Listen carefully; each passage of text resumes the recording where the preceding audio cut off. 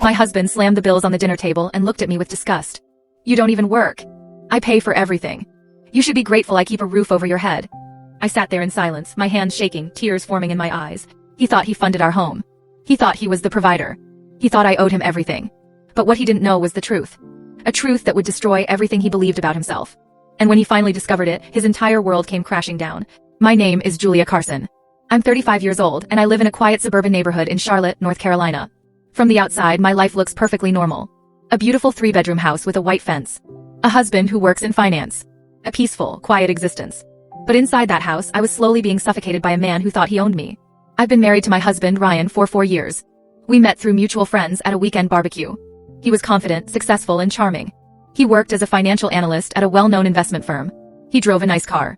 He wore expensive suits. He had ambition. I was working as an operations manager at a small logistics company. I made decent money. I was independent. I had my own savings.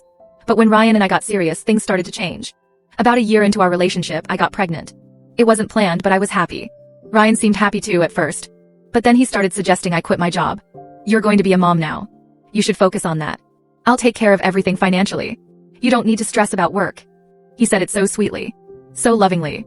I thought he was being supportive. I thought he wanted to help. So I quit. I stayed home. I prepared for the baby. But 3 months into my pregnancy, I miscarried. It was devastating. I cried for weeks. I felt empty. I felt lost. Ryan was there, but not really. He didn't know how to comfort me. He just told me to move on. To try again. To not dwell on it. I wanted to go back to work. I needed a distraction. I needed purpose. But Ryan said, you just went through something traumatic. Take more time. Stay home. Rest. I'll handle everything. So I stayed. And I stayed. And I stayed. But after a few months, his tone changed. The supportive husband turned into something else. He started making comments. So what do you do all day? Must be nice to just relax while I'm working. You know, I'm the only one paying bills here. At first, I tried to laugh it off. I tried to explain that I was still healing emotionally. That I was thinking about going back to work.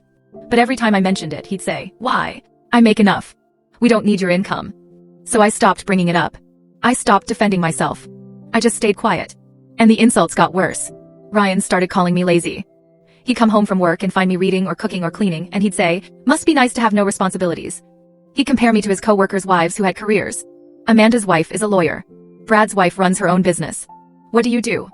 He mocked me in front of his friends. One night, we had a dinner party at our house. Ryan's college buddies came over with their partners. We were all sitting around the table, and one of his friends asked me what I did for work. Before I could answer, Ryan jumped in. Julia doesn't work. She stays home.